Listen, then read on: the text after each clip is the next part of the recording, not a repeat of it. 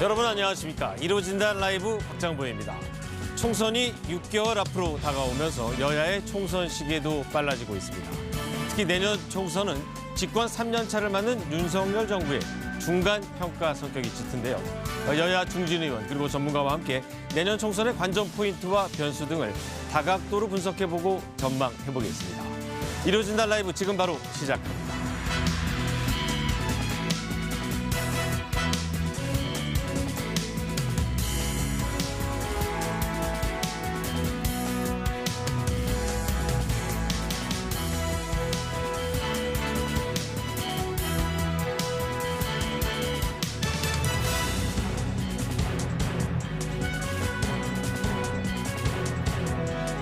네, 오늘 함께해 주실 분들 소개합니다.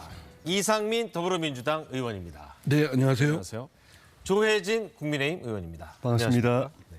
정치 컨설팅 민의 박성민 대표입니다. 네, 안녕하십니까. 안녕하세요. 네, 오늘 세 분 나와주셔서 감사합니다. 그 두 분 의원들 그 선거가 이제 6개월 남았는데요. 가장 큰 명절이라고 할 수 있는 추석 때 지역구에서 여러분들 만나보셨을 텐데 먼저 이 의원님. 네. 지역구 대전이잖아요. 네. 그 대전 분들 유권자들 만나셨을 때 민심이 어떻습니까? 우선 양극단으로 이렇게 진영화해서 그 자기가 선호하는 정당이 아닌 데에 대해서는 반감이 많고 또 자기 진영은 그냥 무조건 하려는 그 극단화가 더 심화된 것 같고요. 유권자들의 반응도 그렇습니까? 예. 그리고 이제 두 번째는 기존 정당에 대한 뭐 더불어민주당이나 국민의힘에 대한 반감이 정도도 심해진 것 같고 새로운 그렇다고 정치 세력에 대해서는 관심이나 기대를 갖기에는 좀 미지수인 것 같은 그런 거였습니다. 그 대전 충청이라고 이제 다소 애매한 반응인 것 같은데. 아니요, 수도권하고 거의 비슷하죠. 근데 이제 특히 저 같은 경우는 제가 이제 더불어민주당에서 이재명 대표하고 대립각이 좀 많다 보니까 네. 뭐 공천이 되겠냐. 그것도 관심사 중에 하나입니다. 비명계로 대표적으로 길을 대고 계시죠. 네. 알겠습니다. 자, 그러면은 이제 경남이 지역구시잖아요. 예. 경남 민심은 어땠습니까? 저희 지역구는 경남 밀양시 의령군, 함안군, 창녕군인데요. 뭐 명절이 아니라도 매주 내려가게 되는데 지난주 명절 기간에 지역에서 많은 분들 만나고 이번 주에도 또 어제 밤까지 지역에서 여러분들을 행사에서 만나면 이제 말씀 많이 하시게 됩니다. 근데 똑같이 반복적으로 명절 기간에 들은 말씀이나 이번 주말에 어제까지 행사장에서 들은 말씀에 똑같은 말씀이 있어요. 네. 이재명이 그거 하나 못 잡아냈나? 아, 네. 뭐 하고 있나? 네, 네. 이재명 대표 때문에 뭐 입맛도 없고 잠도 안 오고 가슴이 답답해서 못 살겠다. 근데 뭐 잡아놓는다는 건 이제 구속된다는 얘기인데 그건 예. 법원이 결정할 일이지 당에서 그 제가 결정할 일이 말씀하셨죠. 제가 말씀드린 게 우리 국회는 할 도리를 다 했습니다. 체포동의안도 진통 끝에 가결시켰습니다. 판사가 이상한 판결을 해가지고 그렇게 영장을 갖다 기각해버렸는데 우리가 어떻게 하겠습니까? 네. 그러니까 국민의힘이 좀 잘하세요. 좀 더 세게 하세요. 뭐 이렇게 하시고 네, 네, 어떤 알겠습니다. 분들은 또 뭐 사정을 아시는 분들은 아이고 뭐 의석이 부족하니까 뭐 국민의힘 뭘 할 수 있겠냐 내년 총선에서 꼭 뭐 일당 또 그 과반수 만들어 줘야지 이렇게 말씀하시는 분도 계시고 그랬습니다. 네, 네. 자, 이게 이제 총선 6개월 전의 민심. 그 우리 박 대표님 보시기에 6개월이라고 하면은 어떻게 보면은 정치 시계로는 상당히 많이 남아 있다고 볼 수도 있고 하지만 또 이 6개월 전 민심이 상당히 또 나름 의미가 있지 않습니까? 근데 이제 뭐 4년 전을 생각해 보면 총선 6개월 전에는 그때 당시 보수 정당이죠. 자유한국당이 총선 전망이 오히려 밝고 네. 민주당이 되게 어려울 때입니다. 그러니까 조국 사태가 있어서 10월 3일과 10월 9일에 그 보수 집회가 강화문에서 열렸거든요. 그때는 이제 기세가 상당히 많이 올랐는데 그러나 실제 총선 결과는 민주당이 180석을 얻었지 않습니까? 네, 그러니까 네. 총선 직전에 터졌던 코로나라고 하는 거. 그러니까 지금은 예측할 수 없는 아무도 뭐 지금 알고 있는 예측할 수 있는 변수는 변수가 아니고 예상 못한 일이 이제 총선 직전에 이제 생길 수가 있기 때문에 이제 그것이 일단 그 총선을 가늠할 것 같고 지금은 예측하기 어렵다고 봅니다. 네. 자, 그러면은 이제 지난주에 있었던 가장 뜨거운 이슈 하나 먼저 짚고 가겠습니다. 아무래도 이 1988년 이후에 처음으로 대법원장 국회 인준안이 부결이 됐거든요. 자, 그럼 먼저 부결시킨 민주당 쪽 이균영 후보자가 대법원장으로 충분하지 않다고 판단한 겁니까? 그렇죠. 사법부 수장으로서는 갖춰야 될 여러 가지 덕목들이 다른 그 법관들보다 훨씬 고도의 요건을 요합니다. 국민적 기대도 그렇게 하고 있고. 그러나 이제 인사청문회에서 드러난 또 여론의 그 언론이나 이런 데서 드러난 여러 의혹들을 네. 사실은 그 후보자가 해명하고 또 국민들한테 그걸 밝힐 충분한 기회가 주어졌는데도 불구하고 오히려 뭐 잘 모른다, 아니다, 뭐 이런 걸로 일관하다 보니까 의혹도 해소하지 못했고, 그러면 저런 분이 사법부의 수장으로서 그 역할을 할 수가 있는가? 그러면 사법부 전체가 지금 가뜩이나 불신이 대상이 되고 있는데 네. 사법부 수장까지 그럴 경우에는 문제가 크다. 이런 판단이 지배적인 뭐 저희 당내뿐만 아니라 사회적 여론도 그랬고, 그래서 그를 반영하기 위해서 당론으로 정하고 부결시킨 겁니다. 네. 자, 그 여당 입장에서는 어떻게 보면 상당한 타격이라고, 대통령의 리더십에도 타격을 받았다고 볼 수 있는데 왜 부결됐다고 보세요? 바로 그거죠. 그 민주당이 지속적으로 대통령 리더십에 타격을 가하기 위한 목적으로 사실은 민주당도 대법관 중에서 뭐 이분은 대법관 출신이 아니지만 대법원장 후보로 거명됐던 분들 중에는 그나마 가장 나은 분이다. 만약에 이 길을 부결시키면 그다음에 윤 대통령이 임명할 수 있는 분들은 민주당 입장에서 볼 때도 그다지 마땅치 않은 인물들을 만나야 된다는 거 다 알고 있습니다. 그럼에도 불구하고 정치적인 목적이 먼저 앞서고, 어떤 정치적인 목적이죠? 지금까지 그 윤 대통령 취임 이후에 계속 해왔던 대로 대통령 리더십 흔들고 대통령 마음대로 개혁하는 거, 사법개혁이라든지 또 행정부 개혁이라든지 하는 걸 계속 막고, 말하자면 뭐 민주당의 전략은 일관되게 그 옛날에 문화대혁명 때 천하대란하고 비슷한 겁니다. 계속 시끄럽게 만들어야 되고, 계속 싸움판 만들어야 되고, 계속 대통령이 역할을 못하도록 붙잡아야 되고. 네. 그래서 국회에서도 사실은 새 대통령이 나왔으면은 새 대통령이 국민에게 약속했던 걸 갖다 뒷받침할 수 있는 입법을 빨리 해주고 예산도 그렇게 편성해줘야 되는데, 입법은 모조리 다 그냥 붙잡아 놓고 문재인 대통령 때 하려고 했던 입법을 계속하고 자기 편만 도와주는, 자기 편 국민들만 도와주는 입법을 계속하고, 예산도 윤석열 표 예산은 다 깎아버리고 이미 물러난 문재인 대통령 표 예산을 계속 또 살려가고, 네, 그러니까 대통령이 아무것도 할 수 없게 만들고, 그래놓고 나라가 이렇게 잘 못 되니까 그건 대통령 책임이라고 또 다 자기들이 발목 잡고 막 방해하고 못하게 해놓고, 대법원장 인사도 대통령 마음대로 못하게 해놓고는 결과는 대통령이 다 책임져라 이런 식으로 해서 결국은 대통령 심판론으로, 총선에서 대통령 심판론으로 가고 또 정권 심판론으로 가려고 지금 포석을 깔고 있는 거죠. 네. 예. 자, 대통령 발목 잡기다. 네. 뭐 대통령을 리더십을 흔들려고 그런다라든가 대통령이 뭐 사법개혁에 걸림돌이 되기 위해서 했다는 증거를 제시한 것도 없고요. 이런 정략적인 의도가 있다고 그러는데 전혀 뭐 근거 없는 말씀이시고, 오히려 이런 그런 인물을 추천한 또는 검증한 과정에 결함이 드러났다고 한다면 빨리 이를 수정 보완해서 적임자를 물색하고 또 검증도 철저히 해서 야당도 꼼짝없이 그 동의를 할 수 없는 인물을 추천해야 되는데, 지금 이거를 정략적인 의도다, 흔들기다, 또 심지어는 이재명 대표의 재판을 질질 끌기 위한 그런 의도가 담겨 있다, 이렇게 음모론으로 가면 윤석열 정부나 윤석열 대통령이나 국민의힘의 실정은 영원히 그걸 보완할 수가 없어요. 그러니까 저는 이번 기회에 어쨌든 여러 시각이 작용해서 지난번 그 후보자가 적격이 아니다라고 국회에서 판정이 됐다면 그런 검증 과정에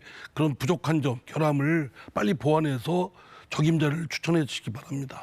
우리 당은 그동안에 인사청문회를 야당일 때 인사청문회를 할 때도 사람을 먼저 살펴보고 자격이 없으면은 이제 그 살펴보고 난 뒤에 가부를 결정을 했거든요. 자격이 있으면 자격이 없으면 부인데 네. 민주당은 철저하게 정치적인 집단입니다. 모든 내용을 정치적으로 합니다. 전략적으로 합니다. 그래서 정치적으로 이 사람을 가결시키는 게 시켜주는 게 맞으냐, 부결시키는 게 맞냐, 그걸 먼저 정합니다. 그래서 부결시킨다는 게 맞다고 정치적으로 정략적으로 결정되면은 그 다음에 그 거리를 만들어냅니다. 지금 네. 말씀하신 이균용 대법원장도 민주당이 제일 크게 문제 삼았던 게 재산 등록 그 문제인데 재산 등록 제도가 이균영 후보자가 북관 연수가 있을 동안에 결정이 돼가지고 그걸 알지를 못했어요. 알지 못해서 그렇게 한 것뿐이고 나중에 그걸 다시 이제 사과하고 했는데 거의 그거 하나 가지고 결국 대법원장 날려버리는 집단이에요. 알겠습니다. 자, 그러면 우리 박 대표님 보시기에 1988년 그러니까 이제 민주화라고 하면 이제 김영삼 정부 이후에 문민정부 이후에라고 볼 수 있는데 민주화된 이후에는 이런 현상이 나타나지 않다. 이번에 처음으로 35년 만에 나왔는데 어떻게 분석하세요? 그러니까 이게 지금 극단 정치 우리가 얘기를 하는데 민주당이 이제 얘기하는 것도 뭐 일리 있는 얘기입니다. 그렇게 충분히 할 수 있고 대법원장이라는 게 좀 특별한 자리 아니냐. 그러니까 높은 도덕성이라든가 뭐 정치적 중립성이 요구되는 자리 아니냐. 그렇게 말씀할 수 있는데 웬만하면 대통령이 지명한 대법원장은 통과시켜주는 게 관례였고 지난 문재인 정부에서도 이제 김명수 대법원장이 그렇게 통과되지 않았습니까? 특히 그분도 대법관 출신이 아니고 지명된 케이스 아닙니까? 네, 이제 네. 그것이 어쨌든 야당에서도 이제 통과시켜 줬기 때문에 이번엔 대통령이 한 것도 좀 통과시켜 줘야 되는 거 아니냐 이제 이런 여론이 있을 수 있다고 봅니다. 다만 이제 국민의힘도 최근에 이제 그 대법원장의 재산 문제나 뭐 여러 가지 논란도 있었습니다만 장관 청문회도 보면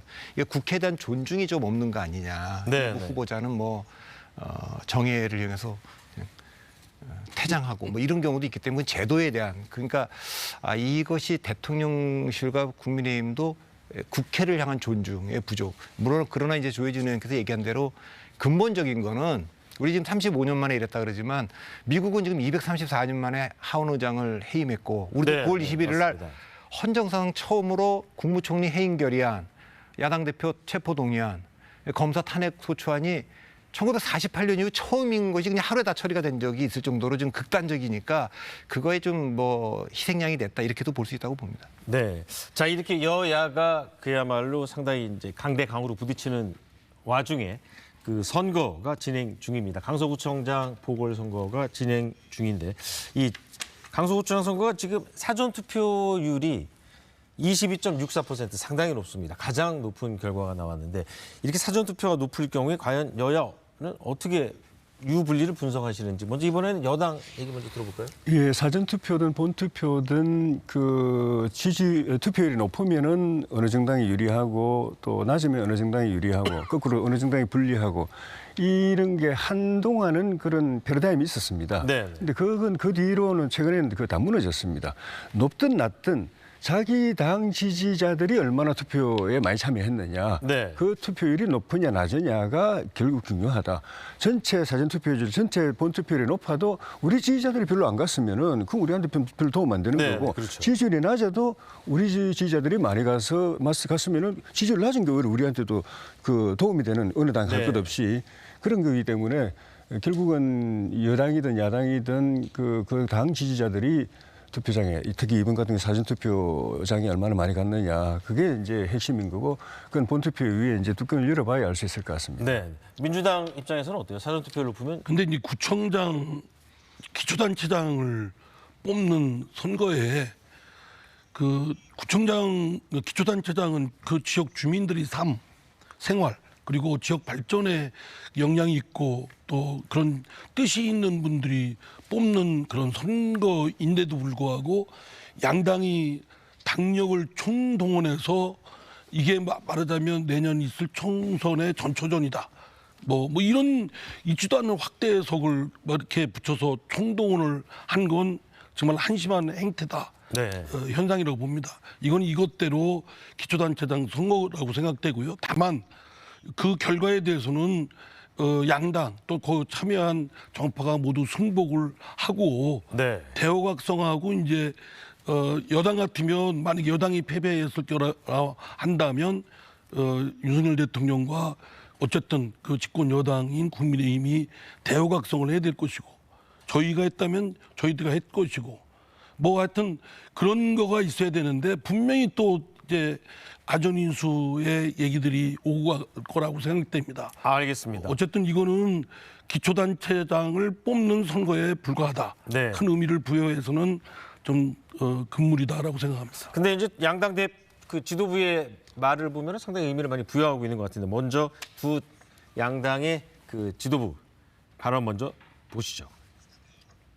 이번 선거는 강서구의 일꾼만을 뽑는 선거가 아닙니다. 검찰에 의한 압수수색만 정권, 윤석열 정권의 확실한 경고장을 우리 강서구민께서 이번에 보내주시기 바랍니다. 아니 강서구청장이 정치하는 사람입니까? 아니 왜 야당 대표 아바타 할 사람 그런 사람 정쟁하려고 왜 강서구청장을 뽑자는 겁니까? 이런 말이 안 되죠. 대표님 아무래도 이제 내년 총선 전까지 선거가 없다 보니까 이번 이제 강서구청장 선거에 상당히 언론의 관심도 집중되는 것 같은데 결과가 어떻게 나오든 두 당에 상당한 영향을 미칠 거 아니겠습니까? 예. 뭐 제가 이제 55년 동안 강서구에 사는 사람이기 때문에 아 그러세요? 주민이세요? 예, 그런데 뭐 흔히 이제 국민의힘에서 여기는 원래 험지다, 민주당이 유리했다. 그렇지 않습니다. 95년도에 지방자치가 부활되고 나서 보수정당과 민주당이 그 구청장을 거의 절반씩 했습니다. 번갈아가. 네, 번갈아서 네. 했고 최종적으로 지난번 2020년 6월 1일 날 김태우 후보가 2.6%로 이기지 않았습니까? 이제 그렇게 자꾸만 이 평가를 낮추는 걸로 봐서도 이제 국민의힘이 조금 분리를 자임하는 게 아닌가, 그러니까 자인하는 게 아닌가 생각이 들고 이례적으로 중요한 선거인데 정당과 그 언론만 안심번호를 받을 수 있기 때문에 여론조사를 언론에서 할 것으로 봤는데 별로 발표가 되질 않고 있습니다. 그러니까 그것도 좀 의아한데 이 선거는 이렇습니다. 2011년 10월 26일 날 서울시장 보궐선거가 있었습니다. 예, 그 이제 나경원 후보가 박원순 후보한테 졌는데 그 패배 직후에 한나라당이 해를 넘기기 전에 비대위 전환을 했습니다. 네. 그러니까 그만큼 이 선거 보궐선거지만 그 선거 하나가 지도 체제라든가 이 국정 기조에 영향을 미치기 때문에 그래서 이제 주목해서 보는 거고 이 선거가 총선이라면 뭐 심판론이 작동하겠지만 총선 전이기 때문에 아직 6개월이 남았기 때문에 양당 모두 당내 변화를 촉구하는 흐름도 있을 수 있다고 봅니다. 그러니까 어떻게 보면 양쪽 다 이 선거를 져야지만 변화가 올 수 있는 거 아니냐 하는 건데 네. 그 결집도 면에서는 민주당 결집도보다 사실 그 국민의힘 결집도가 좀 약한. 그러니까 전당대 이후부터 지금까지 쭉 대통령의 국정 기조에 대한 변화, 당 지도체에 대한 변화를 요구하는 바라는 그런 당내 요구가 있기 때문에 아까 조혜진 의원께서 얘기한 대로 뭐 누가 됐든 지지자들이 많이 나가는 쪽이 이기겠는데 네. 그 결집도라는 면에서 좀 그렇고 한 가지 더 지적하자면 지금 오세훈 서울시장인데 그 오세훈 서울시장과 호흡을 맞춰서 일할 구청장을 뽑는다면 그 강서구가 마곡이 들어와 갖고 또 LG R&D 센터도 있고 해서 그 기업 도시로 변모하고 있는 거기 때문에 기업 출신의 누구 후보를 내서 네. 오세훈 시장하고 해서 이렇게 지역 발전론을 얘기했다면 좀 먹혔을 것 같은데 김태우 후보를 내면서 정치 선거가 되도록 만든 거는 좀 이해하기 힘들고 그런 모든 점들이 조금 불리하지 않을까 생각합니다. 알겠습니다. 자 그러면 이제 6개월 앞으로 다가온 총선에 대한 전반적인 전망 들어가 보도록 하겠습니다. 자, 이 조 의원님께서 여당의 선거를 총괄하는 자리에 있다고 한다면 예. 내년 선거에서 가장 중요한 포인트로 뭐를 잡으시겠습니까? 결과적으로는 이제 이재명 대표가 이번에 구속 영장이 발부돼 가지고 신병 처리가 돼서 민주당에서의 그 이슈가 하나 정리되고 또 우리 국회 여야를 포함해서 그 국회의 정상적인 국회 운영이나 또 의정 활동 또는 여야 협치를 막아왔던 변수가 만약에 제거됐다면은 네. 내년 총선도 정상적인 총선으로 갔을 겁니다. 그런데 지금 판사가 그렇게 기각시켜가지고 이재명 대표 복귀하고 완전히 이제는 원내대표도 친명계가 돼가지고 원내대표 홍익표 원내대표 말 맞다나 이재명 당이 완성돼 버렸습니다. 네. 그래서 이재명 대표가 공천권을 행사하고 이재명 대표가 얼굴이 돼가지고 치르는 선거가 돼버렸기 때문에 이대로 가게 되면은 내년 총선은 결국은 그 지금까지 1년 반 동안 이재명 대표가 앞장서 가지고 자기 사법 리스크 해결하기 위해서 방탄하고 하면서 민주당을 망치고 국회를 망치고 국정을 망쳤던 이 1년 반을 다시 또 나머지 3년 동안 윤석열 대통령 임기 남은 3년 동안 계속 끌고 갈 거냐, 그런 체제를 만들어 줄 거냐, 국민들이. 그리고 그렇게 되면은 민주당은 뭐 앞으로 어떻게 될지 모르겠지만 재판도 계속 끌 거고, 네. 다음 대선 때까지도 아마 그 이재명 대표 지금까지 하는 걸 보면은 민주당을 방탄으로 해가지고, 특히 내년 총선에서 만약 민주당이 또 이긴다면은 그걸 그 무기로 삼아가지고 다음 대선 때까지 아마 자기 확정 판결 안 나오게 만들 겁니다. 네. 만약에 확정 판결 나올 것 같으면 그 전에 윤 대통령을 막 흔들어가지고 지금 뭐 그 사실 박근혜 대통령도 임기 다 1년 남겨두고 많이 당겨가지고 일찍 조기 대선을 치르게 했지 않습니까? 그런 시도도 할 정당입니다. 그러니까 그런 걸 허용할 거냐? 지금까지 1년 반 동안에 민주당 이재명 당이 이렇게 만들어온 이 정국, 이 체제, 이 국정 혼란, 이걸 앞으로 문재인 대통령 남은 3년 동안도 계속 끌고 갈 거냐? 네. 그렇게 되면은 민주당은 후보가 이재명 후보가 될 가능성이 다음에 많고, 그렇다면 또 뭐 이재명 정권이 탄생할 수 있는데 그걸 알겠습니다. 허용할 거냐? 그게 결국은 여소야대를 이제 깨달라 이게 가장 이제, 중요한 변수가 이권자들에 될 대한 수밖에 없는 거죠. 네. 제가 민주당 같은 경우는 네. 말씀드리겠습니다. 자꾸 그 저희 더불어민주당이 사법부의 판결 또는 재판을 좌지우지할 수 있다고 하는 건 터무니없이 그 하시는 말씀이고, 그건 민주당을 너무 과대평가해 주시는 거예요. 더구나 사법부가 나름의 독립성을 유지하려고 하는데, 그거는 사법부에 대한 독립에 대한 좀 위험스러운 말씀이시다라는 말씀을 드리고요.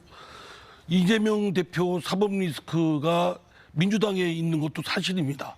뭐 그래서 당내에 여러 우려 목소리가 있지만, 이 이재명 대표의 사법 리스크의 늪에 빠진 쪽은 저희 야당 그 민주당이라기보다는 저 국민의힘 또는 윤석열 정부인 것 같아요. 자꾸 이재명 대표의 사법 리스크만 부각시켜서 그거로 이제 정치적 반사적 이득을 얻고자 하는 것 같은데, 지금 결국 빠진 건, 수렁에 빠진 건 지금 집권 세력인 국민의힘이거든요. 저는 그거는 저 국민의힘 또는 윤석열 정부가 자초한 측면이 너무 크다라고 생각됩니다. 네. 뭐니 해도 지금 윤석열 정부가 출범하고 국민의힘이 여당된 지가 1년 6개월 됐어요. 그러면 국민들이 당연히 내년이면 2년입니다.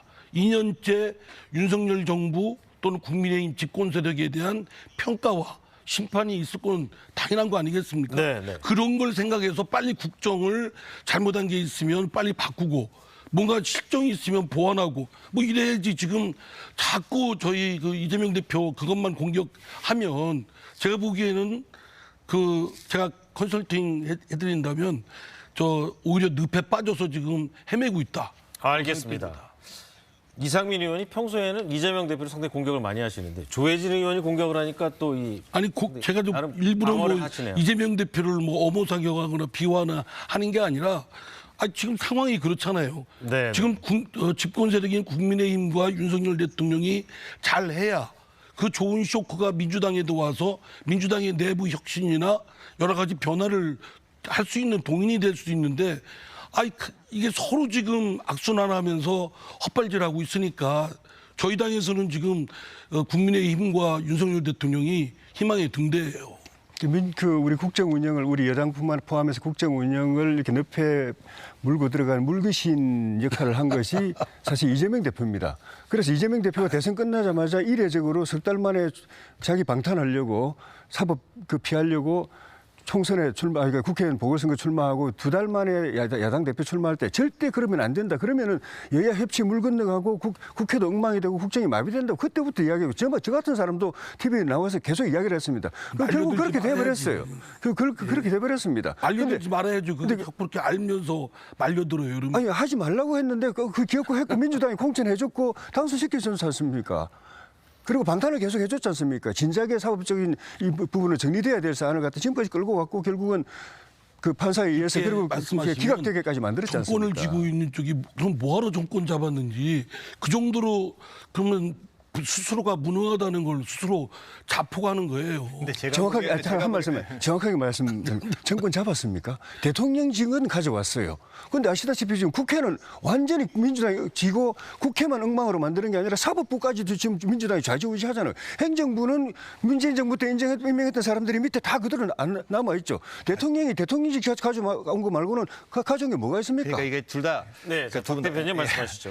이게 그 대통령 선거가 아직 안 끝난 것 같습니다. 3월 9일 날 2022년 3월 9일 날 끝나야 되는데 지방선거 직후 지금까지 연장전이라고 얘기하는데 이번에 사실 좀 정리가 안 되고 영장 기각됨으로써 이거 인저리 타임이 축구로 말하면 계속 지금 굉장히 길게 지금 가고 있는 상황인 것 같은데 이럴 것 같습니다. 지금 조혜진 의원 말씀하신 것도 뭐 국회가 이제 압도적인 다수를 갖고 있는 민주당이 모든 걸 지금 다 비토하고 있지 않느냐. 근데 그렇게 하는 것도 맞는데 정치는 사실 그 야당 보고 여당 보고 하는 게 아닙니다. 국민 보고 하는 거지. 그러니까 지방선거 당시에 대통령과 국민에게 힘을 몰아줬어요, 국민들이. 그리고 대통령 지지율이 그때 53%까지 간 겁니다. 네. 근데 그 기조를 유지했다면 야당에서 아무리 뭘 저걸 반대하고 싶어도 국민의 지지를 받지 못하게 못했을 거예요. 그러니까 대통령과 국민의힘도 스스로 대선의 승리를 안겨준 국민의 뜻에 반해서 그 굉장히 그 지지 기반을 좁히는 거를 계속 한 겁니다. 그것 때문에 야당이 움직일 공간이 전 생겼다고 좀 봅니다. 그러니까 그거를 야당만 탓만 할 수는 저는 없다고 보고 그래서 결론적으로는 내년 총선은 야, 이거 대통령과 국회가 저렇게 권력이 충돌하니까 아무 일도 할 수가 없구나. 그래서 어쨌든 대통령을 탄핵할 수는 없으니 대통령이 일할 수 있도록 국회 의석하고 대통령이 좀 일할 수 있도록 좀 의석을 좀 맞춰줘야겠다. 전 이렇게 될 가능성도 충분히 있기 때문에 민주당은 그걸 경계해야 된다고 좀 봅니다. 그 점에 대해서 계속 비토를 해야 반대로 야, 지난 1년 6개월, 2년을 지켜보니까 대통령이 좀 고집이 세고 안 변하는구나. 이번 선거에 좀 패배해서 진짜 아무것도 그래야지 국정기조를 좀 바꾸겠구나. 뭐 이런 민심이 더 작동한다면 좀 그 국민의힘이 패배할 수도 있다고 봅니다. 그러니까 어느 쪽에도 먼저 변화를 하는 쪽이 이긴다고 봅니다. 네. 자, 전반적인 이제 판세를 봤다면 각 정당의 그 사정을 한번 먼저 짚어보겠습니다. 여당 먼저 얘기해 볼 텐데요. 아무래도 이 국민의힘 총선 얘기 나올 때 이 사람으로 따지면 가장 이 언론 횟수가 많이 나오는 게 한동훈 지금 현재 법무장관이 과연 이 선거에 나올 것이냐 말 것이냐 전망이 엇갈리기도 하고 뭐 어떤 사람은 뭐 나올 거다 이제 못 나온다 이런 얘기가 많은데 우리 조 의원님은 어떻게 보세요? 한 장관이 법무장관으로서는 기대 이상으로 전 잘했다고 봅니다. 그런데 본인의 뜻과 관계없이 우리 정부 여당 입장에서는 내년 총선이 어떻게 보면 절체절명의 선거입니다. 네. 1년 반을 이렇게 우리가 이게 제대로 일도 못하고 사방으로 대통령이 포위된 상황에서 달랑 대통령직 하나 가지고 이렇게 버텨왔는데 내년에 또 민주당이 그 일당을 하고 또 과반수를 한다. 그러면 이 1년 반보다도 더 참 참담한 상황이 국정 상황이 전개될 겁니다. 근데 그걸 깨기 위해서 그러려면은 네. 우리가 총선에서 무조건 국민의 지지를 해서 이겨야 되고 이기려면은 윤석열 정부의 성공을 바라는 모든 저 힘이 하나로 동원 집결돼야 됩니다. 그런 측면에서 보면은 한동훈 장관 같은 분도 본인이 계속 그 내각에 남아 있고 싶더라도 사실 좀 출마를 고민을 안 할 수 없는 상황일 것 같고 다만 이제 한 장관이 출마를 한다면 본인 한 사람이 당선돼 가지고 국회의원 의석 하나 늘려주는 거는 큰 기여가 안 됩니다. 그건 뭐 크게 어려운 일도 아닌 것 같고 네. 중요한 우리가 기대하는 거는 본인이 스포트의 역할을 치어리더 역할을 해가지고 그 당 전체가 이기는데 특히 이제 그 승패의 관건인 이 수도권에서 우리 후보들이 이기는데 표를 몰아주는 역할. 이른바 이제 바람을 일으킬 수 있는 예, 능력. 그 중에서도 이제 캐스팅 보트 역할을 하는 2030이나 여성이나 또 그 중도적인 분들이나 호남 출신들은 이런 분들 표를 가져올 수만 있다면 확실하게 총선에 그 승리에 기여하게 될 텐데 네. 한 장관이 그 부분을 놓고 좀 고민해야 될 것 같습니다. 자, 조 의원 상당히 한동훈 카드에 기대를 특정 뭐 한동훈 장관뿐만 아니라 특정 인물에 갑자기 반짝해가지고 분칠하듯이 그냥 써먹고 뭐 버리겠다. 아니 뭐 버리겠다는 말은 좀 제가 그건 취소하겠습니다. 네. 하여튼 써먹겠다. 이런 그런 전략이나 그런 접근 방법은 아주 낙후돼 있고 구태의연합니다.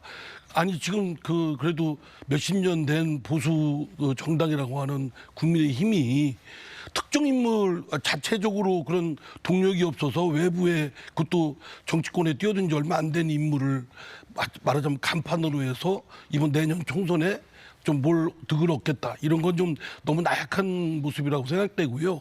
오히려 그렇게 특정 인물의 그런 거에 의존할 것이 아니라 윤석열 대통령의 국정 기조를 대전환을 좀 하시고 지금 어쨌든 여론조사 지표로는 너무 낮잖아요. 계속 박스권에 갇혀 있고 네. 그리고 아예 신당을 한번 모색을 해보세요.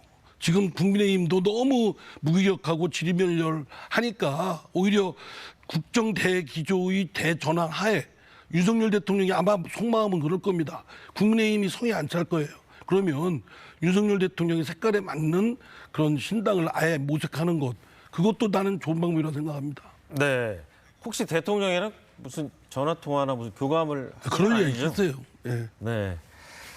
자, 그러면 총선 때마다 각 정당이 국민들에게 새로운 모습을 보여주기 위해서 새 인물을 영입하는 작업은 늘 있어 왔습니다. 그 과정을 통해서 정치가 변화하는 모습을 또 보여왔고요. 자, 박 대표님, 이번에 새로운 사람들을 영입한다면 어떤 인물을 영입해야 국민들로부터 관심을 받고 지지를 받을 수 있다고 그러니까 이상민 의원께서 중요한 지적을 하셨는데 민주화 이후에 87년 이후에 제가 이렇게 쭉 보면 대통령은 총선 앞두고 신당의 유혹을 강하게 받습니다. 특히 적어도 재창당 정도의 요구는 받습니다. 노태우 대통령도 민자당 3당 합당을 했고요. 김영삼 대통령도 신한국당으로 바꿨고 김대중 대통령도 새천년민주당으로 바꿨고 노무현 대통령도 열린우리당을 민주당을 깨고 만들었습니다. 그 뒤에 세 분. 이명박 대통령은 대통령 되자마자 선거를 치렀기 때문에 한나라당 바꿀 시간이 없었어요. 12월 달에 하고 4월 달 총선이니까. 박근혜 대통령과 문재인 대통령은 새누리당과 더불어민주당을 본인들이 만들어 놓은 이름이기 때문에 사실상 재창당을 한 겁니다. 그러니까 지금 이 국면에서 윤석열 대통령이 정치에 입문하고 나서 잠시 뒤에 뭐라고 얘기했냐면 부득이하게 국민의힘에 입당했다. 그러고 이제 최근에도 그때 녹취도 좀 나오고 했는데 그래서 신당 내지 재창당 관련된 가능성은 전 여전히 있다고 봅니다. 그래서 적어도 뭐 당명을 바꾸는 재창당으로 윤석열 당으로 바꾸면서 그렇게 하면 정계 개편을 할 수 있는 명분이 좀 되거든요. 그러니까 민주당의 정책 변화에 따라 탈당파도 있을 수 있고 그래서 그런 변화가 12월 달, 1월 달 대개 그 변화는 12월 달, 1월 달에 왔거든요. 그러니까 그것이 있을 수 있고 지금 한동훈 장관 얘기를 하다 여기까지 왔는데 한동훈 장관에 대한 그 기대치는 사실 이번에 그 이재명 대표에 대한 영장이 기각됨으로써 조금 기대치는 좀 낮아졌다. 그래서 중요한 역할, 몇컨대 비대위원장 같은 정도의 역할을 하기에는 조금 이제 어려워진 거고 중도나 보수층 양쪽에서 실망감이 좀 있기 때문에 그러나 이제 총선에서 아까도 말했지만 재창당 신당이나 재창당 수준의 무슨 정계 개편이 온다면 거기에 중요한 그 인물 중에 한 명이라고 봅니다.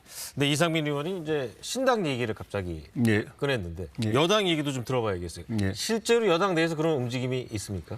움직임은 포착되는 건 없지만은 기본적으로 신당이든 재창당이든 우리 당을 황골 탈퇴시키고 외연을 더 확장하고 우군을 더 넓히고 특히 민주당이 이렇게 입법 독재를 하면서 사실상 국정을 마비시키는 일이 계속돼서는 안 되겠다. 이재명 체제는 안 된다. 이재명이 이런 식으로 해서 사법 리스크를 피해가면서 나중에 대선에 다시 나오는 일은 절대 안 된다고 생각하는 많은 분들이 계십니다. 우리 당 밖에. 그분들이 이번 총선에서 한 깃발에 모이도록 하는 것은 당연히 우리가 고민하는 부분이고 그게 구체적으로 그 신당의 형태가 되든 재창당의 형태가 되든 그걸 다 아울러서 대통합을 이루어서 총선을 치러야 된다는 고민들은 모두가 다 하고 있는 것이고 아마 거기 그 바깥에 계신 분들도 대개 이제 민주당에서 나온 분들이신데 그분들이 지금 민주당의 행태에 사실은 뭐랄까 좀 너무 회의가 들어가지고 이대로 가다가 나라가 큰일 나겠다 싶어서 이제 나왔던 거고 특히 이재명 체제 과거의 민주당이면 괜찮은데 동교동 민주당, 김대중 민주당, 노무현 민주당이면 괜찮은데 지금은 완전히 그 개딸 민주당이 돼버렸기 때문에 민주당 그 이재명 민주당으로는 나라도 큰일 나고 국회도 정치도 엉망이다라는 생각 때문에 나와 있기 때문에 그분들은 공감대가 있다고 생각합니다. 그런 그분들을 측면에서 하나로 네. 통합하는 고민, 그게 형태가 신당이든 재탕당이든 간에 그 고민은 우리 내부에서 당연히 하고 있다고 봅니다. 최근에 민주당을 걱정해 주실 게 아니고 국민의힘이나 걱정을 하시는 게 좋을 것 같은데요. 민주당 걱정한 게 아닙니다. 그러니까 너무 나라 걱정하십니다. 네, 자 그러면 이 여당이 외연을 확장하는 과정에서 최근에 예. 그 시대전환 조정훈 의원이 예. 입당을 했죠. 예. 당대당 통합까지는 아직 좀 이렇게 절차가 남은 걸로 알고 있는데 예. 조정훈 의원 같은 경우는 정치를 어떻게 보면 민주당 계열에서 시작을 했고 예. 초선 의원이지만 상당히 주목도가 높은 의원이었고 예. 특히 가사도우미 같은 법안은 이 실생활과 관련된 정책을 제안하고 이제 법안까지 내서 예. 어떻게 보면 초선 의원 중에는 가장 활동이 눈에 띄는 의원이었거든요. 맞습니다. 이 조정훈 의원 영입도 그런 차원에서 봐야 돼요. 그렇죠. 그분이 굉장히 젊으면서도 실력이 있고 국제 무대에서 큰 경험과 경륜이 있고 그런 측면에서 사고가 굉장히 혁신적이고 개혁적이고 사실 민주당에 그런 분이 원래는 우리 자산이라고 생각했는데 민주당에 들어갔을 때는 민주당에서 그런 개혁이나 혁신이 가능하지 않을까 하는 기대를 갖고 갔었는데 아마 실망해가지고 이제 돌아선 것 같은데 그런 네. 분이 사실은 조정훈 의원뿐만 아니라 정치권 안에도 있고 또 외곽에도 많이 있습니다. 그래서 그런 분들을 지금부터 우리 영입위원회에서 계속 김기현 대표를 중심으로 찾고 있고 총선 과정에서 공천 과정에서 많은 분들을 국민들 앞에 선보일 수 있을 걸로 생각합니다. 네. 자 어떤 인물 영입해야 정치가 좀 나아질까요? 근데 이제 인물 영입과 관련돼서 그러니까 정계 개편과 관련돼서는 이제 두 가지 동력이 있다고 좀 봅니다. 선거를 앞두고 지금 뭐 워낙 극단적 대치가 있는 상황이니까 이걸 타개하기 위해서 대통령과 정치권에서 선거 제도를 예상하지 못한 방법으로 바꾸는 방법이 하나 있습니다. 근데 뭐 선거제도 개혁. 예, 네. 그거 이제 지금은 뭐 대법원장도 부결시키고 뭐 다 뭐 해임위원회도 통과시키는 거니까 선거법 제도는 여야 합의로 통과시켜야 된다 이런 건 의미가 없는 상태이기 때문에 이게 뭐 진짜 뭐 중대 선거구제가 되든 무슨 변화가 되든 이걸 그냥 그 뜻이 맞는 분들이 통과시킬 가능성도 있습니다. 그게 아니라면 아까 말한 대로 신당 내지 재창당입니다. 재창당을 한다는 거는 아마 개별 입당 정도 할 수 있을 겁니다. 조정훈 의원이라든가 뭐 또 다른 분들이 제 이름 제가 거명하지 않겠습니다만 네네. 그런 분들 입당 정도에서 뭘 하는 거는 뭐 재창당 수준에서 할 수 있을 것 같고 적어도 뭐 금태섭 그 전 의원이나 아니면 민주당 상황에 따라서 좀 큰 변화가 오려면 그 정도의 정계 개편이라면 그거는 아마 신당 창당이어야 될 겁니다. 그러니까 그런 경우에는 그 대통령도 이제 그러니까 보수 세력 전체가 아까 이제 조혜진 의원이 얘기한 대로 이런 상태로 그러니까 이재명 대표의 민주당의 저 세력이 계속 정치적인 영향력을 확대하게 하는 거는 대한민국의 미래와 관련돼서 있을 수가 없기 때문에 이건 우리도 좀 기득권을 내려놓고 좀 크게 좀 뭐 그림을 그려야겠다. 이럴 수 있으면 전 신당 창당이라고 봅니다. 이제 그거에 따라서 변동이 있다고 보면 누가 합류할 건지는 예. 네, 네. 근데 이제 신당이 되려면요 네. 국민들이 갈망하는 걸 어느 정도 충족시켜줘야 된다고 생각합니다. 국민들이 갈증은 양대 정당을 포함해서 현 정치권에 대해서 너무 상식에 맞지 않다. 반상식. 그리고 민주적이지도 않고 매우 불합리하고 도덕성은 땅에 떨어졌고 뭐 이런 거 아니겠습니까?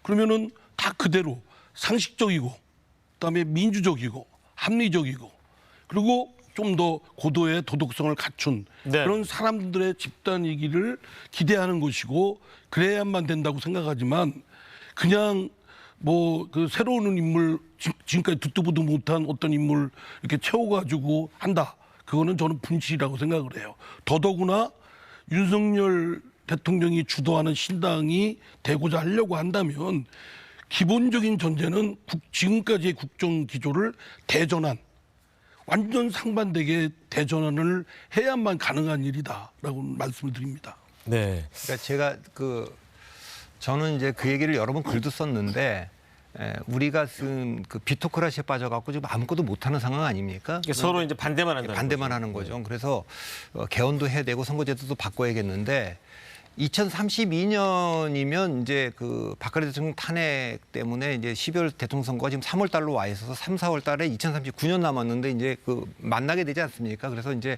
2032 체제는 불가피한데 만일에 이제 조금 전에 이상민 의원께서 말씀하신 대로 총선 전에라도 네. 윤 대통령이 지금까지 했던 모든 국제 이대로는 대한민국 갈 수가 없다. 내 국제 그 뭐 안보 현실이나 경제 공급망 재구축 봐도 우리 갈 수가 없는데 이렇게 안 되겠다. 그래서 국가 지도자 연석 회의를 소집을 해서 이건 국가의 미래를 위해서 2030이 개헌을 하기 위한 그 특별위원회도 만들고 내가 그동안 했던 모든 기조를 바꾸고 그 기득권 다 내려놓겠다. 그래서 대한민국을 한번 바꾸자. 이대로는 안 되는 거 아닙니까?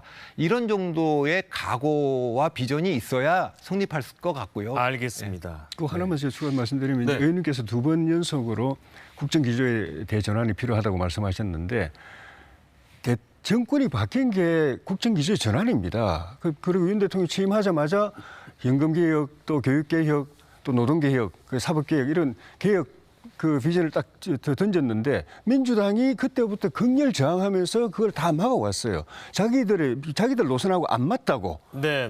그건 거꾸로 말하면은 그 문재인 대통령 정부 시절의 국정기조하고 윤석열 새 대통령 새 정부의 국정기조가 굉장히 다르다는 겁니다. 그 네. 자체가 이미 획기적으로 전환됐기 때문에 거꾸로 민주당이 더 저항하고 그건 우리 못 막는다. 우리 민주당 노선하고 안 맞다. 정권 교체를 인정하지 않는 거죠. 민주당 알겠습니다. 노선이 아니라 새 정부 노선, 국민이 선택한 새 정부 노선이 중요한데 문재인 정부의 정부의 정책을 다 뒤집는다. 민주당 노선하고 노선상 용납할 수 없다. 그래서 계속 막아왔기 때문에 그거는 기조의 변화가 아니고 그걸 할 수 있도록 허용해 주는 게 중요합니다. 제가 이제 그 하나만 좀 여쭤보고 싶어서 그래요. 예. 그러니까 지금 이제 윤 대통령은 소수 정당의 대통령 아닙니까? 예. 근데도 일반의 국민의 생각은 하고 싶은 걸 마음대로 한다. 예. 협치 안 한다. 예. 의석이 부족한데 야당의 도움도 요청하지 않는다. 예. 야당 대표도 안 만난다. 이런 거 아닙니까? 예. 그러면 그분이 이제 의석을 가반수정 얻었을 때 얼마나 일방적으로 몰아붙일 거냐 이런 우려가 있거든요. 그러니까 예. 저는 지난 대통령 선거 때 이재명 후보가 못 이긴 것 중에 하나가 예. 그동안 김대중, 노무현, 문재인 세 대통령이 민주당에 나올 때는 다 소수 야당일 때 나왔습니다. 예. 그러니까 의회에서 보수정당이 견제할 수 있다고 하는 것 때문에 됐는데 180석 가진 정당에 대통령이 나온다고 할 때 그 공포심이란 게 있거든요. 그러니까 저는 네, 지금 네. 국정기조 얘기를 하지만 협치를 안 하고 야당의 협조를 요청하지 않는 상태에서 다수석을 갖는 거에 대한 우려도 국민들이 굉장히 있거든요. 예. 그건 양면이 있다고 봅니다. 첫째 하나는 이재명 대표가 역대 정치인, 역대 야당 대표에는 당연히 선례도 없고 보통의 범죄자도 저 정도의 범죄 7가지 범죄 사건이 있고 혐의가 10개고 재판 수사가 계속 중인 거는 보통 사람도 힘듭니다. 저런 분을 만나가지고 민주당이 지금 계속 법원을 압박하니까 판사가 급박을 당하잖아요. 그래가지고 궤변을 늘어놓으면서 그 영장을 기각해버리잖아요. 정치적인 파워가 그만큼 힘이 있는 겁니다. 그러니까 민주당이 계속 그 이재명 대표가 진짜 국정에 협치할 의도면은 또 모르겠어요. 그런데 결국은 그것도 방탄을 위해서 대통령하고 손잡고 허허 웃고 그러면은 판검사들도 함부로 자기 못한다는 알고 있으니까 그 집요하게 그것 때문에 하는 것인데 대통령이 네네. 그런 걸 갖다 허용해 주는 거는 쉽지가 않고 두 번째는 민주당이 지속적으로 대통령을 그런 식으로 이미지를 몰아가고 있는 측면이 분명히 있습니다. 아니 그러니까 독단적인 측면으로 독선적인 측면으로 할 수 있는 일은 실제로 별로 없는데 이미지를 그렇게 만들어가는 측면이 의원님. 분명히 있습니다. 그런 측면이 설사 100번 양보해서 있다 하더라도 그거에 말려들지 말고 국정을 지금 정권을 잡아서 국정을 운영하는 주도권을 갖고 계시잖아요. 그러면 책임껏 하셔야 되는데 그런 것들을 잘 안 하고 자꾸 이재명 대표의 사법 리스크를 오히려 지금 스스로 거기에 빠지고 있어요. 그러면 거기서 헤어나지 못하면 대한민국이 놓여 있는 위치라든가 국제적 관계라든가 나아갈 명운 개척이라든가 미래 비전에 대한 어떤 투자라든가 이런 게 눈에 안 들어옵니다. 네, 야당 자. 협치도 구할 마음도 안 생기고. 네, 자 이제 그러면 이제 국민의힘 얘기를 상당히 오래 했습니다. 이제 당내 논의를 이제 민주당의 상황으로 한번 다시 들어가 보겠습니다. 민주당 최대 변수였던 이재명 대표의 구속 이 영장이 기각되면서 한때는 뭐 옥중 공천 상황까지 가는 거 아니냐라는 얘기도 나왔는데, 자 이 의원님, 네. 지금 이재명 대표가 이제 계속해서 이제 총선 때까지 공천권까지 행사할 가능성 상당히 높아진 거 아닙니까? 뭐 그거는 상황을 좀 봐야 되겠습니다만 어쨌든 구속영장 청구에 대한 체포동의안이 가결됐는데 그리고 나서 이제 판사의 영장 심사가 또 기각됐거든요. 법원에서 기각이 예. 됐죠. 네. 그거는 뭐 절차적으로 이제 인신 구속에 관한 부분이고 여전히 그 이재명 대표에 대한 사법 리스크는 계속 진행되고 있고 수사도 여러 건을 받고 있고 또 재판도 받고 있기 때문에 당으로서는 걱정되는 부분이 있죠. 그러나 이제 어쨌든 영장 기각으로 그 이재명 대표의 정치적 어떤 리더십의 그 강화, 구축이 해진 건 또 현실이고 그런데 이제 만약에 이재명 대표나 소위 이재명 대표의 주변에 있는 분들이 이걸 계기로 구속영장이 기각된 걸 계기로 네. 이재명 대표의 그런 친정 체제를 더 강화하고 더 세게 해야 되겠다. 뭐 이렇게 하면 저는 오히려 그거는 우리 당 이재명 대표의 오히려 자멸 심하게 말하면 네. 로 가는 접어드는 길이라고 생각합니다. 그게 왜 자멸로 들어가는 거죠? 아니 그러니까 이거는 뭐 꼭 저희 더불어민주당만 그런 게 아니라 윤석열 저 국민의힘도 마찬가지고요. 친정 체제 특정 인물 중심으로 사당화되고 강화되고 이렇게 되면 그 오남용이나 후과가 더 큽니다. 네. 그 당이라는 것은 공당이고 민주적이고 합리적이고 도덕적이고 이런 것들이 상식에 맞게끔 운영되고 꾸려져야 되는데 특정 인물 중심에 또는 특정 계파 중심으로 그게 재편이 되고 강화되면 반대파가 가만히 있겠습니까? 근데 지금 모양새는 반명 혹은 민주당 내의 소수 세력이라고 했던 박광원 원내대표가 자의반 타의반 물러나게 됐고 또 친명계인 새 원내대표가 임명됨으로써 민주당의 지도부가 신 이재명계 1색으로 꾸며졌다. 우리 이 의원님 바라는 것과는 반대 방향으로 가는 거 아닙니까? 그러니까 그 박광원 원내대표가 물러난 거는 그건 잘못된 거라고 생각되고요. 만약에 박광원 원내대표가 지도부로서 물러난다고 그런다면 다른 지도부도 물러나야죠. 대표나 최고위원들도. 그런데 원내대표만 딱 찍어서 물러나게 했다고 한다면 그건 뭔가 불합리한 의사결정 과정이라고 생각됩니다. 네. 그리고 이제 그 이후에 이제 이를 수습하는 과정에 있어서 이재명 대표의 친정체제 강화될 것이다. 다들 그렇게 예견하거든요. 그러면 그로 인한 반발이나 저항은 더 극도로 강해질 겁니다. 네. 우리 이상민 의원이 국민의힘을 위해서 아까 조언을 많이 해줬거든요. 예. 조혜진 의원님도 민주당을 위해서 좀 좋은 조언을 좀 해주시죠. 민주당을 위한 조언은 아까 말씀드린 대로 처음부터 이재명 대표 보궐선거로 국회의원 당선되지 않도록 했어야 되고 당대표로 내세우지 않도록 했어야 되고 진작에 처음 그 체포동의안 왔을 때 가결시켜가지고 사법 이슈로서 이미 정리를 하고 민주당은 독자적인 길로 가도록 했어야 되는데 지금 반대로 가고 있어요. 그래서 결국은 민주당 안에서도 합리적인 분들은 똑같이 생각하고 일반 상식을 가진 국민들은 똑같이 보고 있는데 안 되는 방향으로 가고 거꾸로 가고 있기 때문에 결과적으로는 이 대표가 공천권 좌지우지하고 옥중 공천까지 이야기했는데 지금 밖에 나와 있는데 공천권을 양보하거나 타협할 이유가 없는 것이고 그렇게 해서 결국은 개딸당을 더 강화하는 저 공천을 하지 싶고 그 얼굴은 이제 공천 진두지휘할 얼굴은 이제 이재명 대표가 되고 그럼 국민들 입장에서 볼 때는 이재명 대표가 당대표가 돼가지고 1년 반 동안 끌어오면서 국회에 다수 의석을 가지고 나라를 이렇게 이 판으로 만드는 걸 그대로 앞으로 3년 동안 더 허용할 거냐. 네네. 그 고민이 가장 핵심적인 고민이 될 것이고 그게 허용이 되면 결국은 다음에 이재명 대표가 직분할 가능성이 많은데 그 시대를 문재인 5년도 견딜 수 없어가지고 정권 바꿨는데 이재명 5년을 우리가 상상할 수 있나? 그 고민 안 할 수 없을 것이고. 내년에 결국 그 총선의 핵심 그 유권자들이 그 표를 어디 줄 건지 고민할 때 이제 핵심은 결국 민주당이 원하지 않든 이재명 대표 원하지 않든 그 방향으로 갈 수밖에 없습니다. 네, 알겠습니다. 좋은 말씀을 달래니까 계속 비판만 하고. 좋은 말씀 일찍 드렸는데 거꾸로 가잖아요, 민주당이 계속. 자, 그 민주당 당내 상황 얘기할 때 꼭 나오는 얘기가 있습니다. 이른바 좀 워딩이 별로 좋지 않은데 개딸이라고 해서. 네. 강성 지지층을 얘기하죠. 이상민 의원도 그 체포동의안 부결 이후에 본인한테 직접 온 그 이상한 내용의 문자를 공개하기도 했는데 집중적으로 공격 대상 중에 한 명 아닙니까? 그렇습니다. 예. 저한테는 문자 폭탄 욕설 듣는 것이 거의 일상화되어 있기 때문에 상당히 좀 폭력적입니다. 그런 그 정치 행태나 문화는 사실은 극복돼야 될 건데 우리 당의 어떤 일그러진 모습이라고 볼 수 있죠. 근데 그런 행동들이 실제 의원들의 의정 활동에 영향을 미쳐요? 뭐 그 정도 차이겠고요. 저처럼 뭐 하도 당한 사람은 맷집이 늘어가지고 웬만하게 뭐 해도 별로 그렇게 흔들림이 없지만, 근데 처음 당하는 분은 사실 충격이 크죠.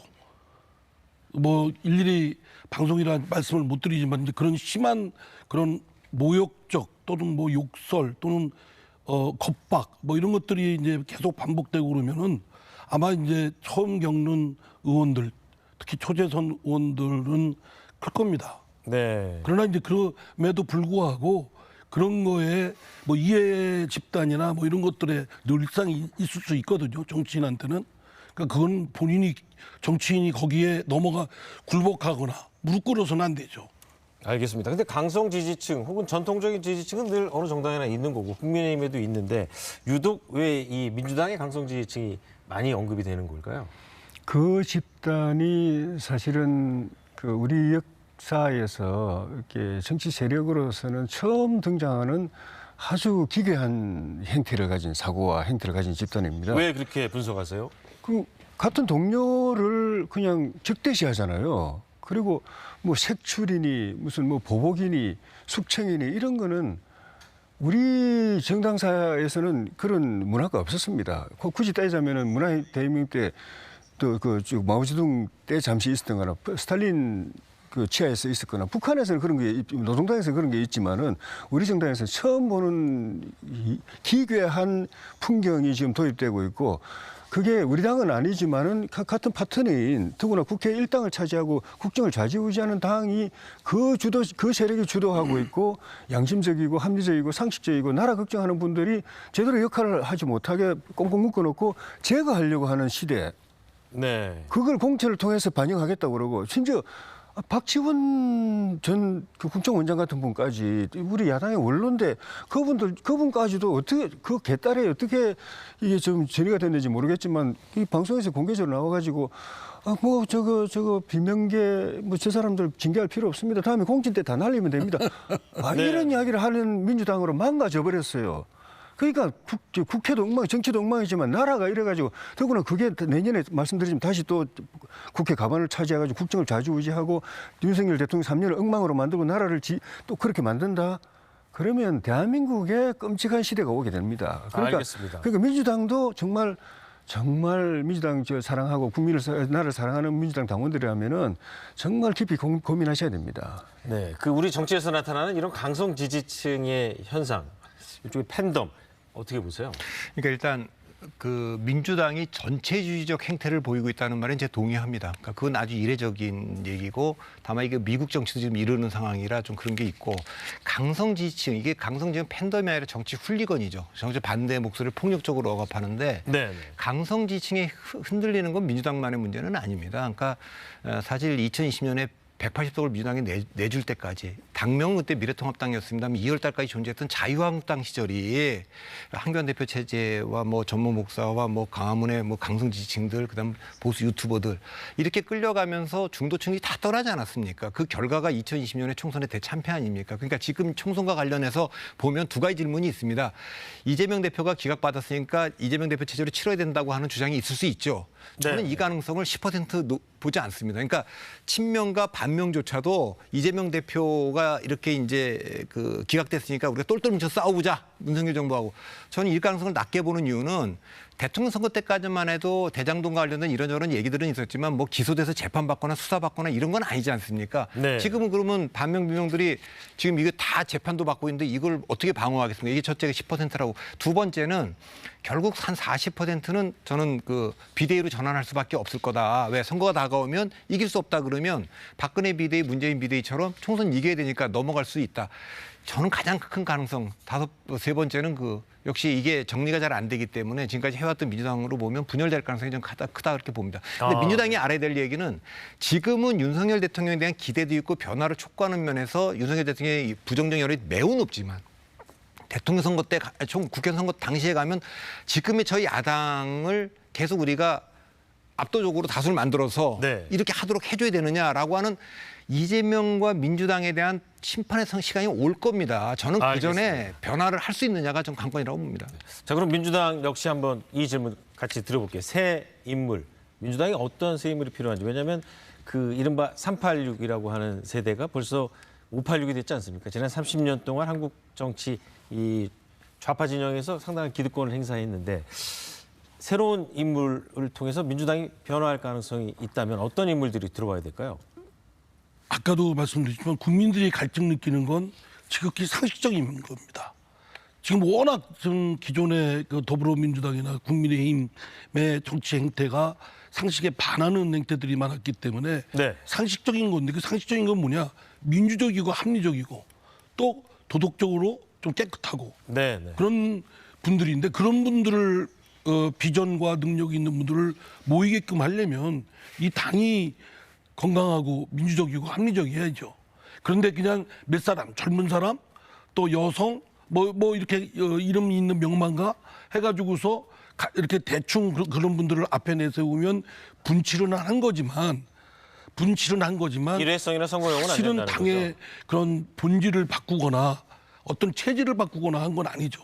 박 대표가 좀 전에 얘기한 민주당 내에 분당 가능성에 대해서는 얼만큼 아니 어느 가능성이 당이고 있다고 저보고 자꾸 이제 뭐 이렇게 방송에 나가서 하면 분당 가능성이 그거는 부인할 수 없다라고 하면 해당 행위했다고 하는데 상황을 설명하면 어느 뭐 저희 더불어민주당뿐만 아니라 국민의힘도 어느 조직이고 분화와 통합은 늘상 있었던 일입니다. 알겠습니다. 그럼 같이 하면 뜻을 같이 하고 앞으로 같이 할 것이다라고 한다면 뭐 계속 갈 것이고 도저히 못 간다고 한다면 오히려 이렇게 결별을 하는 것이 오히려 그게 자연스러운 모습 아닌가요? 알겠습니다. 자, 그러면 밖에 나와 있는 제3지대 정당과의 연대 가능성도 있는데 마지막으로 한국의 희망이라는 양향자 대표, 예. 그 최진석 교수께서 이제는 좀 건너가자, 한국 정치의 사슬을 끊고 한 단계 업그레이드하자 이런 모토로 그 양향자 대표가 지금 새로운 정당을 만들었는데 예. 이런 정당과 접촉하고 계세요?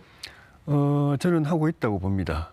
아까 말씀드린 대로 그분들이 지금 민주당이 과거의 정통 민주 세력 본산의 민주당이 아니다. 개딸당이 되어버렸고 민주당도 망치고 정치도 망치고 나라도 망치고 있다는 그런 심한 회의감 때문에 다른 네. 대안을 모색하기 위해서 나왔던 분들이고 그 점에 있어서는 우리의 고민하고 비슷한 부분도 있기 때문에 그런 뜻이 하나로 모여가지고 정치를 새롭게 내년 총선에서 그런 계기를 만들기 위해서는 다 이렇게 통합을 해야 되고 하나로 힘이 모아져야 된다는 그 고민 속에서 교감과 소통을 좀 하고 있다고 생각이 들고 네, 네. 저희 당 입장에서는 지난 대선에 그 박빙의 승부로 이렇게 정권 교체를 이뤄낸 그 중심축을 보면은 결국은 세대로 볼 때는 2030 세대 또는 뭐 과거보다는 여성층이 좀 더 역할을 많이 했고 그리고 약간 그 중도 세력이면서 또 이제 반문 반 또 이재명 또 진보 세력, 네. 호남의 일부 이런 분들이 그런 역할을 했는데 그분들이 지금 정권교체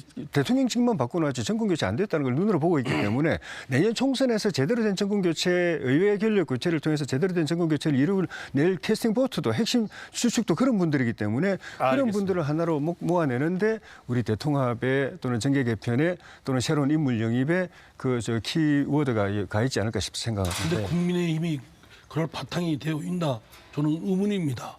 그래서 그게 되려면 우선 첫째 가장 기본적인 것이 윤석열 대통령의 국정전환의 국정기조의 대전환이 필요하다고 생각되고요. 그건 뭐 어느 정당이든 매력 있는 정당으로서 네. 플랫폼이 되고자 한다면 그런 정당이 다른 정파의 사람들이 모일 수 있게끔 해야 되는데 그러기에는 양당이 미흡하고요. 저는 어쨌든 아직은 미약한 미풍이 불고 있는 정도에 불과하지만 금태섭 전 의원이나 양향자 의원이 하고 있는 신당 움직임은 저는 그 시도만으로도 용기에 박수를 근데 보내고 그 부분 아니 박수만 보내는 게 아니라 이상민 의원이랑 지금 접촉을 하고 계세요. 그 부분 아니 그렇진 않죠. 예.